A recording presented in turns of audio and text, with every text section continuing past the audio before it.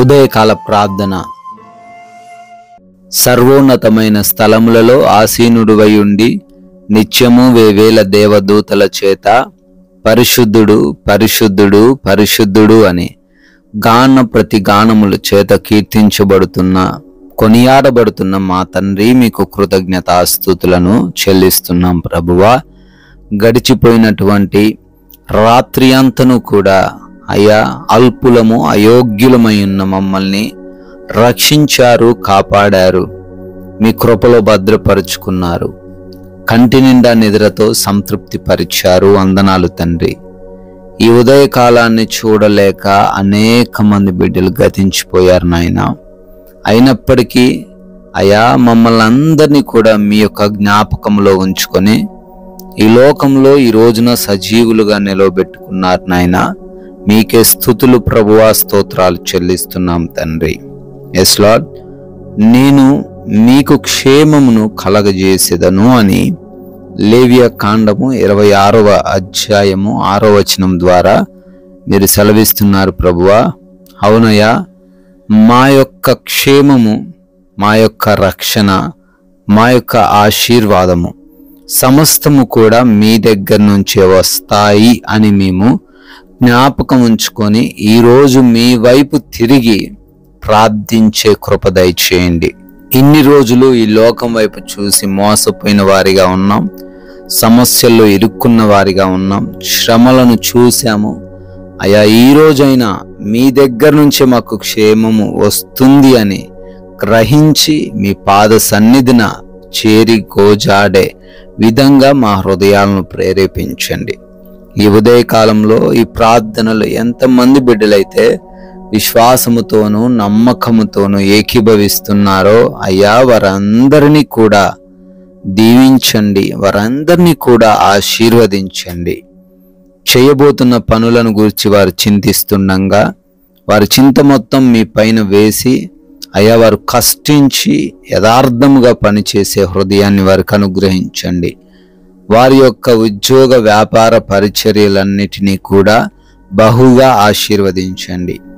వారి మార్గములలో ఆటంకములు లేకుండా, వారు చేస్తున్న ఆ పనికి ఎవరు కూడా ఆటంకముగా రాకుండా సహాయము దయచేయండి. నూరంతలుగా ఫలింపచేయండి. ఆయన ఆగిపోయిన పనులు కూడా యేసు నామములో ఈరోజు మరలా పునరుద్ధరించబడును గాక. అదేవిధంగా ఎవరైతే నూతనమైన కార్యక్రమాలు ప్రారంభిస్తున్నారో వారికి కూడా ప్రతి విషయంలో దీవెనలను కలుగును గాక అని ప్రార్థిస్తున్నాం నాయన. ఎస్ లార్డ్, ఈ రోజున ప్రయాణాలను దీవించండి. ఆయా పనుల నిమిత్తం బిడ్డలు బయటికి వెళుతూ వస్తూ ఉన్న తరుణంలో మీ యొక్క దేవదూతల కంచె వారికి దయచేయండి. ప్రతి ఒక్కరు కూడా క్షేమముగా ప్రయాణించి గృహములకు చేరుకోవడానికి కృప దయచేయండి నాయన. అపాయములు ప్రమాదములన్నిటినీ కూడా తప్పించమని కూడా బ్రతిమాలుకుంటున్నాము. అదే రీతిన గృహములలో ఒంటరిగా ఉంటున్నారు తండ్రి, యవనులు, చిన్న బిడ్డలు, వృద్ధులు, గృహిణీలు, మీ కాపుదల వారందరికీ దయచేయండి ప్రభువా.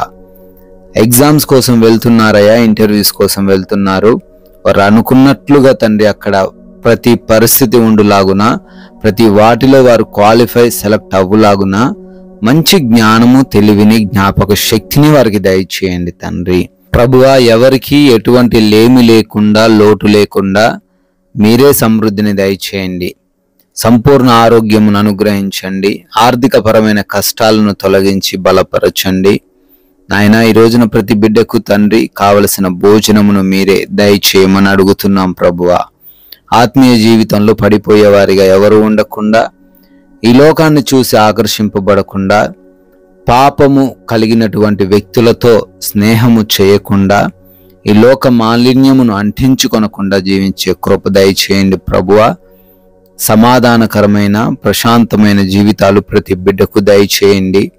విభేదాలు, గొడవలు అన్నిటి నుంచి తండ్రి బిడ్డలు బయటికి రావడానికి, ప్రశాంతంగా జీవించడానికి కృప దయచేయండి ప్రభువా. ఈ రోజున తండ్రి మా సమయాన్ని మేము సద్వినియోగం చేసుకునే వారిగా మమ్మల్ని నిలవబెట్టుకోండి తండ్రి. అయా బిడ్డలు హాస్పిటల్స్కి వెళ్తున్నారు, వారి యొక్క రిపోర్ట్స్, డెలివరీస్, ఆపరేషన్స్ అన్నీ కూడా తండ్రి సజావుగా సాగడానికి కృప దయచేయమని అడుగుతున్నాం ప్రభువా. నాయన ఈ రోజున ఎవరి చిక్కుల్లో, ఏ మోసాల్లో ఎవరు కూడా పడిపోకుండా మంచి జ్ఞానం వారికి మీరే దయచేయమని, మీ కృపను బట్టి, మీరు చూపించిన దయను బట్టి బర్త్డేలు, యానివర్సరీలు సెలబ్రేట్ చేసుకుంటున్న ప్రతి బిడ్డను ఆశీర్వదించమని, అయ్యా మేమును నోరు తెరిచి కొందరికైనా మీ యొక్క అమూల్యమైన మాటలు ప్రకటించి రాజ్య వ్యాప్తిలో పాలిభాగస్తులయ్యే కృప మాకును అనుగ్రహించమని యేసుక్రీస్తు వారి నమ్మకమైన నామంలో ఈ ప్రార్థనను అడిగి వేడుకుంటున్నాము తండ్రి. ఆమెన్.